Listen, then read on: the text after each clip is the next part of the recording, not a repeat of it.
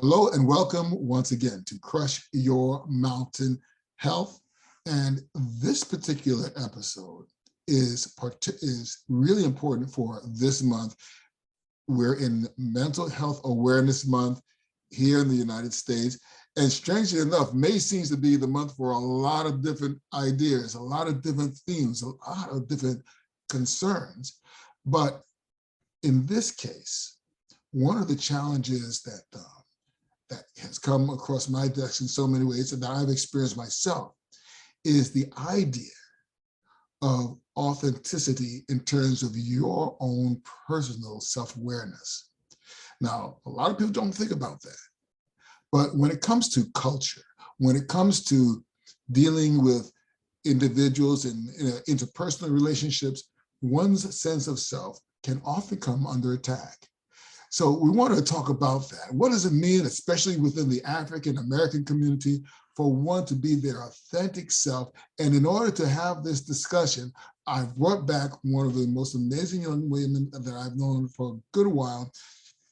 Let me introduce to you again, Miss Wanda Williams. Now, she is a mental health nurse for many years, in spite of the fact that she is only 21.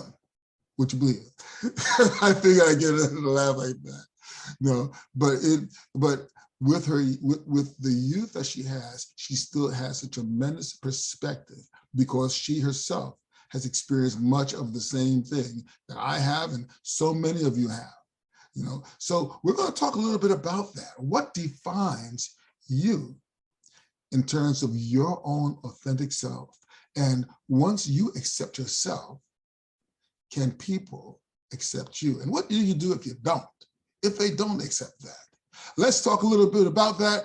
Wanda Williams, unmute yourself. Welcome to Crush Your Mountain Health. Thank you for having me, and it's wonderful to be here. And this topic is excellent. I love it. I love it. Yeah. Authenticity. Indeed. Well, that said, what does it mean to be one's authentic self, one's own authentic self? What to step into that? For me, being my authentic self, to be honest, going back to my childhood, I recognized that I was different. And when I say different, it's just that I wasn't with the crowd. What if you could be with 10 people and 9 of those people are going one direction, I'm the one that's going to go the opposite.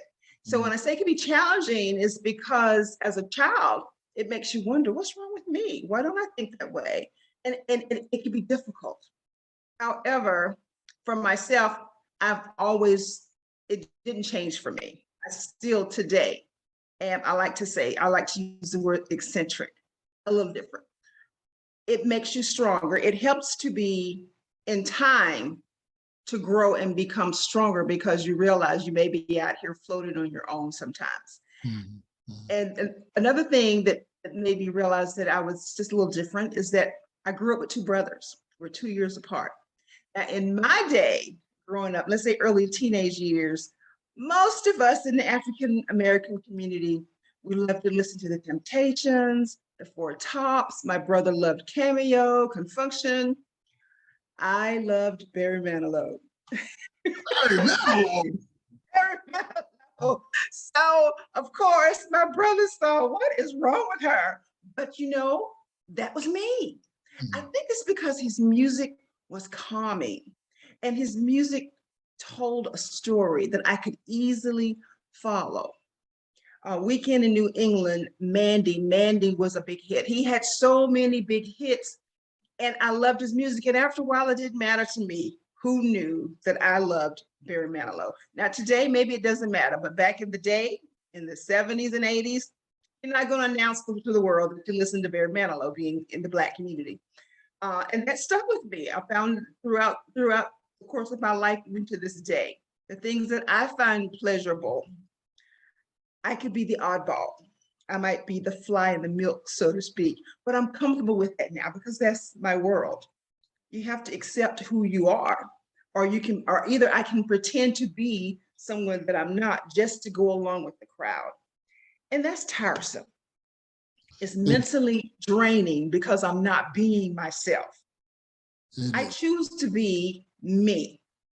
And this world that we live in it provides too much stress as it is. It can be difficult. Why provide more being someone who I'm not? I'm comfortable now with who I am, but it did not come easy. To be honest with that, it did not come easy because who wants to be the oddball all the time? You know, that's so very true and for so very understandable, because so many ways people tend to judge you for that. And there can be so much True. pressure. So that said, you know, we can ask this question: why is it important to mental health that one accepts themselves as authentic in terms of their likes, in terms of their dislikes, in terms of how they operate in the world? It can affect your mental health if you are not truthful with yourself. When Mm, you pretend to be someone who you're not, that's stressful. That causes or increases your level of anxiety. And when you live in a world where you're overwhelmed with anxiety all of the time, that of course will affect your mental health. It affects your mood. You may have a very unpleasant attitude because you're snappy or you're short with people, so to speak. You're irritable. Nobody wants to be around you. Then you may find yourself isolated. You may find yourself alone or feeling lonely more frequently than you'd like to. mm, All of these things have a negative impact on your mental health. So that's why it's important to be who you are. Be honest with yourself. You have to start with being honest with yourself first. yeah. And as you're honest and truthful with yourself, so you will be with other people. But it just goes along. It makes a big difference when you release that stress and overwhelming anxiety by trying to be someone that you're not. Learn to be comfortable with who you are in your own skin, because this is who you are. It's important to maintain a positive attitude, if at all possible. Create a world that's and a surrounding that's positive for you. Some people may say positive energy, some may say a positive vibe, or it may be a spiritual person, may say it's the spirit. You recognize these things in your surrounding. So hopefully you can find yourself being drawn to the positive flow, so to speak. I'll leave it there. You can choose if you want to refer to it as vibe, energy, spirit, but that helps with your mental health. You know, so many times you run into individuals who have choices. Case in point, you know, like we talked about the other day, um, we use the term African American, and oftentimes that is seen as this one great big uh, monolithic group. But we fail to forget that there are so many different flavors to that. You know, so many different expressions. Yes, many African Americans, the majority of which that are in the North, are there due to what was called the Great Migration that took place. And then now we have a Great Migration now coming back from the North to the South. You know, so that's very interesting. Yet, not everyone has that. I remember I was working with a company. I was doing some sales for them, and I was working with a client, and he was from Trinidad. And it was very interesting. He said something very profound. He says, you know, I never realized I was a Black man until I moved to the South. Well, why was that the case? Because when they were in New York, when they were in other parts in Jersey and Connecticut, they were, number one, among their own folk, as it were, but also there was a different vibe there. There's a greater sense of multiculturalism there. You see, that was happening a lot. But now here in the city of Oaks, you've seen a great diversity take place in the past few years. It's really cool because me, I grew up in New York, I grew up in Queens, and I would walk down the street and I would hear so many accents, so many languages, so many different things. So that was natural, you see? Mhm. You know, in fact, our first neighbors were actually German. You know, it was interesting. I think that's when I first got my first taste of a foreign language, to hear those beautiful guttural tones. And then as time went on, we just sort of introduced so many different cultures and musics and things like that. So coming to the South, first to Virginia, then to North Carolina, it was interesting because it was like, hey man, you don't sound like a black man. Why do you like this music? You know, because they'll hear anything coming out of my car. You know, it's not just the rap of old or the R&B of the time. It was all sorts of music that caught my attention, that resonated with me. You see, Mhm. and I know for a good period of time, in my teenage years, particularly, I know I struggled with that. So I know what that's about. And then I went into, and then I met some cool guys who had moved over from England. And these were some young black boys who were learning guitar.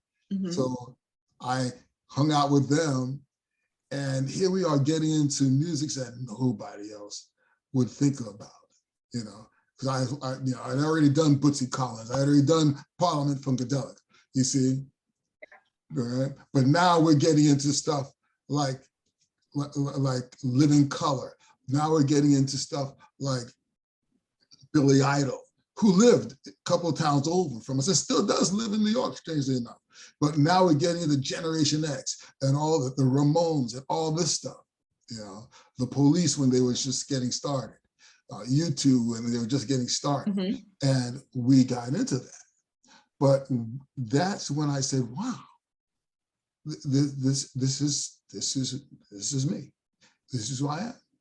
When I began to realize that I love the language, and to the extent that I do, and just greeting individuals and showing them the honor of language, you know, and it has to, you get a certain amount of freedom, even amidst the crowd Mhm. that rejects you, when you say, hey, this is it, you see? Yes. So really, it's an important thing. And you don't deal with the struggles, as we mentioned. What And before you go on, it Oh, just made me think of, I'll never forget, and this was in the mid 90s, or mhm. maybe around 97, 98, along in there. I was always interested in meditation. This is before meditation was mainstream.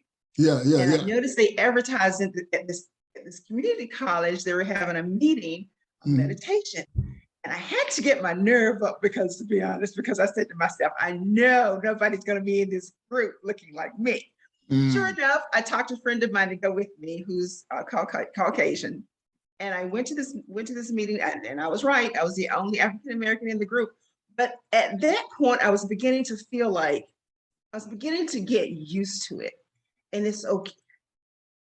I kind of had to, because to accept yourself and who you are. I can pretend to be and go to other functions that I'm not really interested in. But at that time, I was interested in meditation, and I have a very strong Christian background. So when I told myself, all right, I want to meditate, but I'm going to meditate on scripture.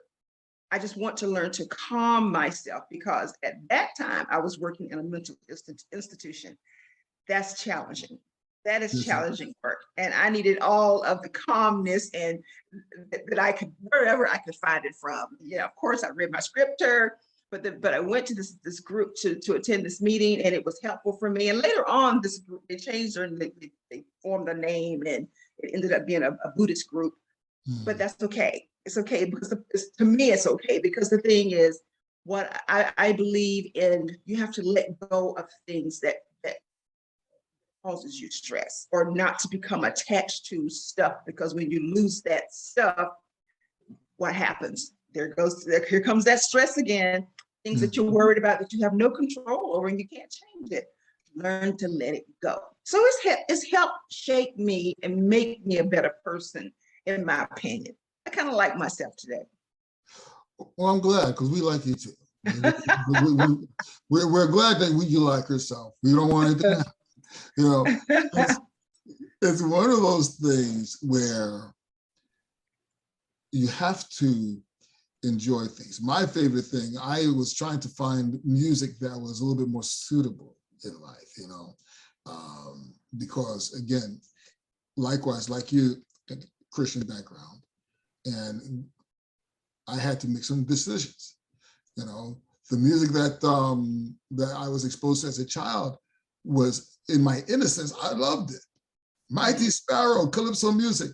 And then I heard this song called The Congo Man. And it's, as a kid, with all the noises he made and everything else, at first it scared me to death. But the next thing you know, I'm dancing around with my mom listening to that. And then one day, as I got older, I began to kind of look at the words and put two and two together. I went to Jamaica for a weekend and then saw what was going on. And I said, I can't listen to that anymore. Now I know. That was it for you. Okay. Yeah. So, because it was both racist and misogynistic at the same time. So,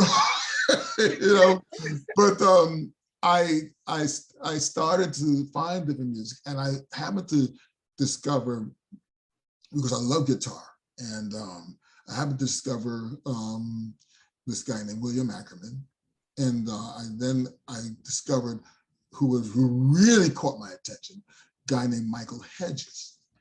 And when he came to the Bottom Line, at the time, it was a historic club back in New York, okay? It was doing a concert there.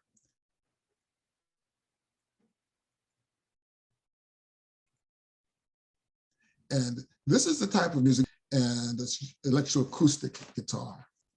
And what was amazing about that was to really hear how he played.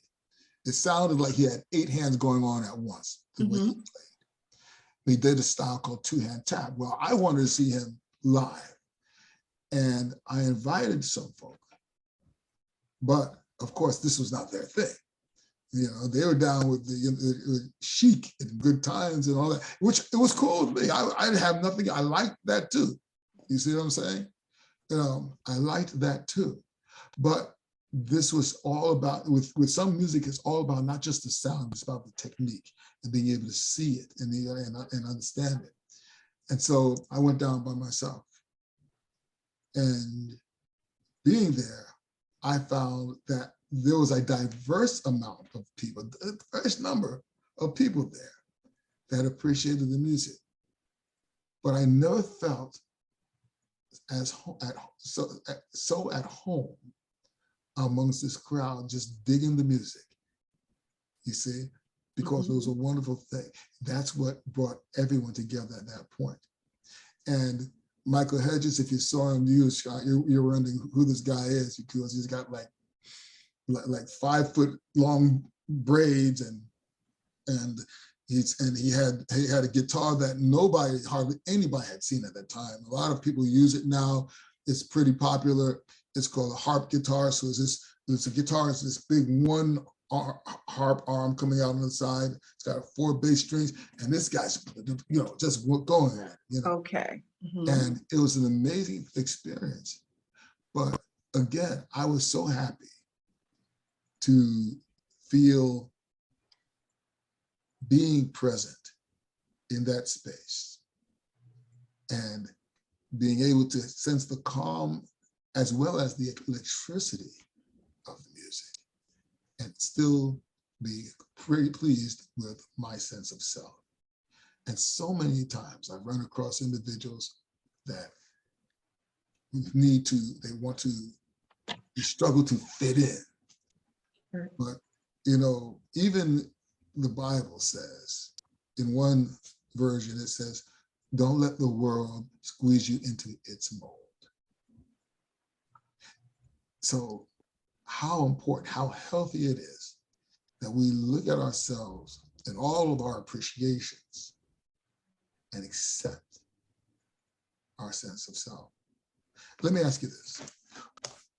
Let's say I have a client or two and they are struggling with that. What exercises could we put them through to help them to deal with that sense of self, to come and step into their authentic self?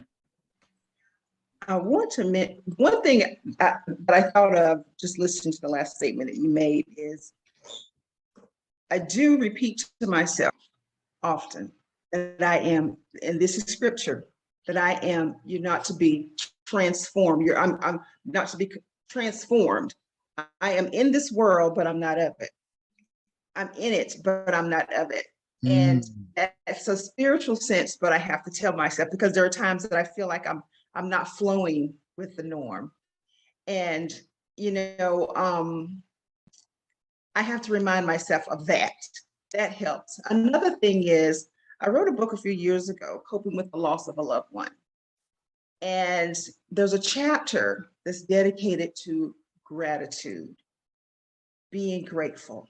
It helps when you feel yourself maybe being overwhelmed with anxiety because maybe you're concerned and you're worried that you don't fit in. I spend a lot of time in my mind, Wanda, what are you grateful for?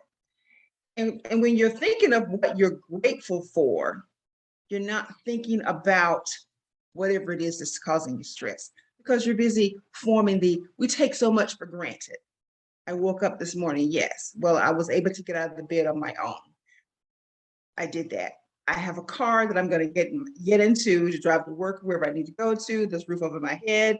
There's food on my table. I've got family. I've got friends. And if you don't have many friends, do you have one?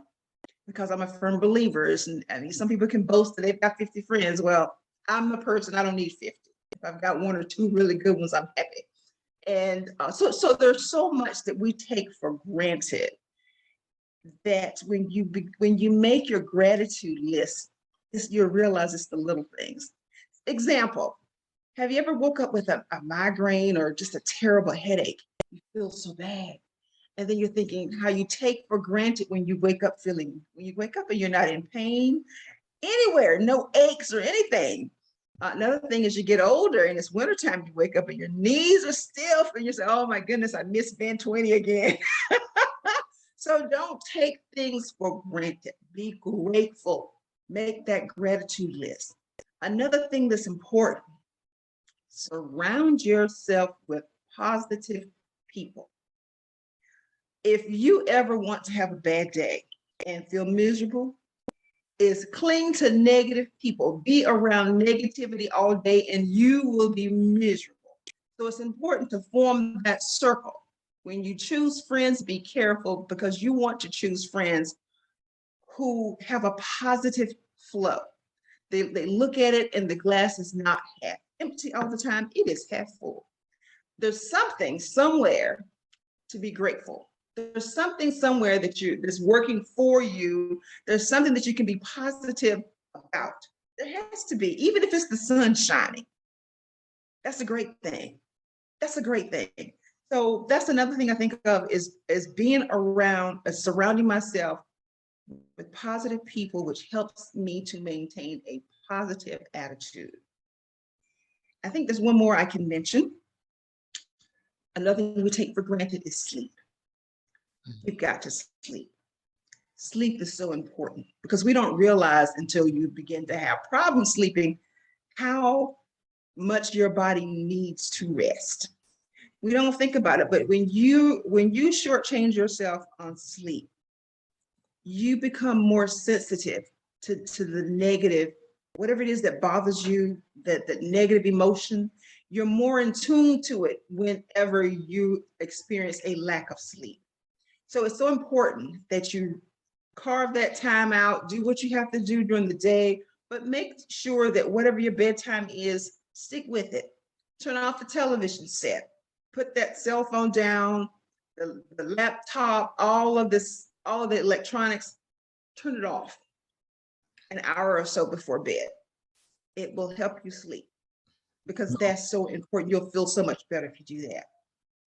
You know, I'll tell you what, all those things are perfect things that you can do. So what I do in my clients is very well. And I'll tell you what, you mentioned gratitude. And I might as well mention that at the end of this month, Okay, we've got on May 27th, Umstead Park, right off of Glenwood Avenue. Okay, we're going to do a forest bathing event. That's our Shinrin Yoku, where you'll be able to immerse yourself in the surroundings, the environment of the forest, and that's where we'll do some breathing exercises. That's where we'll do some gratitude practice. That's where we'll do some grounding. And if you don't know what grounding is, it's very simple, but we're going to get involved with all of that. And I look forward to seeing anyone there that'd like to come, but we're limited to 20 people. We want to really immerse ourselves in the forest, not in a crowd of folk. This is not Burning Man. But you know something? The fact of the matter is that so many things we can just take our time and examine and be happy about in terms of who we are. And we can't do that if we are not rested, if we are not taking the time to heal ourselves, because that's what's happening when you sleep.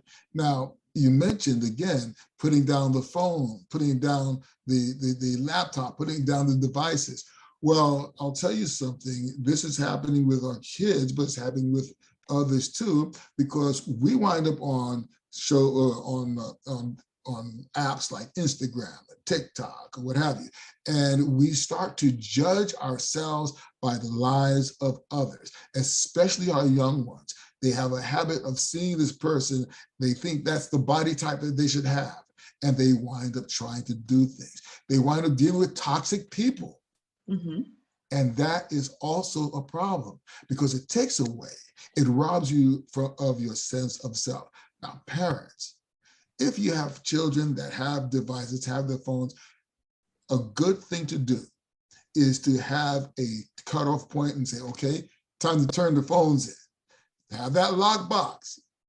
Put your phone included. Now, of course, if you have an emergency, you might want to have your phone nearby, but what does a 12-year-old need in terms of having some sort of emergency, answering? So that's something that's important that we don't do, that we avoid doing, is letting our children run away with this stuff. So that is a problem. But we want to invite everyone to consider how they take care of themselves, because building up your sense of self is so important, but also you're looking to build up others. That is the main thing. While these cameras are still rolling, I've got to ask you one last question, Ms. Wanda. And this is a question I ask to all of our guests. Wanda Williams, and by the way, I got to tell, check out her book. She has a website. If you're dealing with grief, this will help you. But Wanda Williams, what does it mean for you to crush your mountain? The meaning for me to crush my mountain. The first word that comes to mind for me is confidence. You've got to have confidence in yourself. You've got to believe in yourself. Begin to find ways that will build your confidence. For me, as I said earlier, I'm a spiritual person. The word of God means a lot to me. And I read material that's spiritual, that feeds my soul. That feeds my soul. Not focus so much on what is seen, but what is unseen. And when I think about life in those terms, it builds my confidence. And as long as you're confident and you believe in yourself and your spirit man, you're not as concerned with what other people think, what other people think about you. It doesn't matter as much, because if you think about it for a moment, how many times have you been around people that you thought was a friend, or you thought they were a friend of someone else, and as soon as that person walked away, what happens? They're talking negative about that person. Believe me, it will happen to you. It happens to me. And you have to let go and not be worried and concerned about the thoughts of others. But you want to be the best person that you can be. Be the best self that you can be. And that way you're going to draw in that positive energy and the positive people that I was talking about a little bit earlier. So when you do that, that's definitely an element of crushing your mountain. Well said. And I will tell you this, to add to that, having an actual study of the Bible, learning those Bible principles will help an individual to have an understanding and appreciation of their sense of self and the connection that they need to have. And it's so important that building your confidence, doing things that will challenge you, and once you see you have accomplished those things, then that puts another brick in the wall, puts another brick in your building of confidence. So again, I want to thank you again, Ms. Wanda, for coming on, sharing this information with us. We really want to look forward to touching base and seeing more of your greatness. The sun is shining. You have a halo. I don't know whether it is. I don't know what. You got okay, there we are. I was going to start singing "Holy, Holy, Holy" or something. I don't know. Yeah, you never know what happened there. We're going to tell you what. We're going to talk with you again, and as always, pleasure to have you with us. And as I said, friends, as I always say at this time, don't just climb your mountain, crush through it. Stay your authentic self. We'll see you next time. Thanks again, Ms. Wanda.